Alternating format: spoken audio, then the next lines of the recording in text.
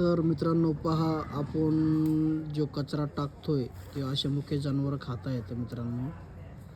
तर कृपया करून असा कुणीही कचरा टाकत नका चलो यार, प्लीज जाळत चला, की जेणेकरून एखाद्या प्राण्याचा जीव वाचू शकतो.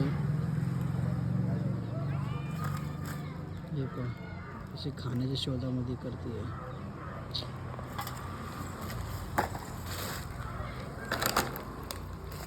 आणि ज्याची पण गाया वगैरे म्हशी असते, जर आपली पाळायची जर कॅपॅसिटी नसेल तर कृपया करून कुणी गाया पाळूच नका, जेणेकरून आपल्याला जर पाळायची हेच नाही.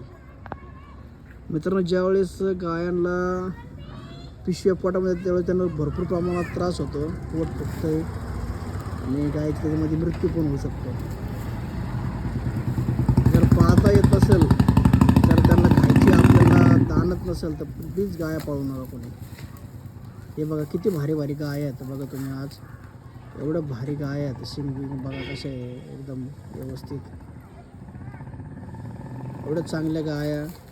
आणि पाळायला कुठं लोकांच्या कचरकुंडीवर फिरतात. हे पहा, असं प्लीज कोणी करू नका, की जेणेकरून गाया कचरा वगैरे खातील आणि त्यांच्या जीवाला धोका निर्माण होईल.